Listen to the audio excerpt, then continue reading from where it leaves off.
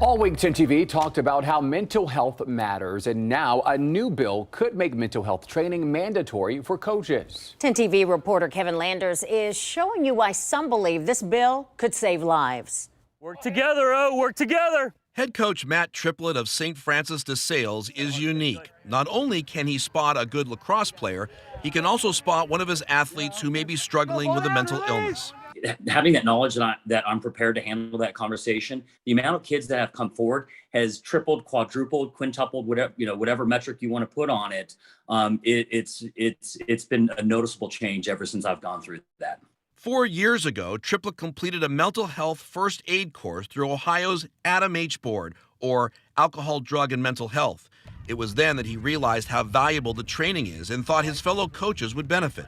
So the training was absolutely incredible. And I've utilized that training, I think, more in the last 18 months after COVID than 24 years of being a head coach. Let's go, full speed, full speed. Triplett says his training has helped him better relate to the kids he coaches because they know he has the training and he's able to recognize the signs of mental illness that kids may not want to talk about.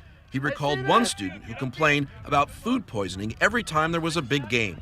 We started to kind of see a pattern, and I was able to identify that as anxiety. I was able to reach out to the school counselor. Triplett reached out to State Representative Mike Lochek. The U.S. Air Force veteran underwent similar mental health training when he was enlisted. I think the benefit of this bill, the biggest portion, is that we're going to have coaches that know how to react and identify portions of,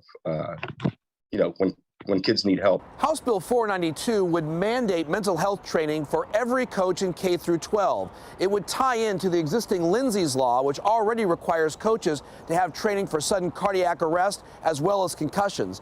And coaches would have to have this training every time their coaching certificate is renewed. Good D, good O. As for Triplett, he believes the more coaches who can understand what their athletes are going through mentally, the better the player and the person can be. Anytime something happens in the mental health sphere, whether it be suicide, eating disorder, or attempts on their own life, everybody is always trying to get trained after the fact, after it's made personal to them. This bill will get out in front of that. Stay with it, stay with it. Kevin Landers, 10 TV News. The bill was heard before the Primary and Secondary Education Committee in March, and we'll be sure to keep you updated on its progress.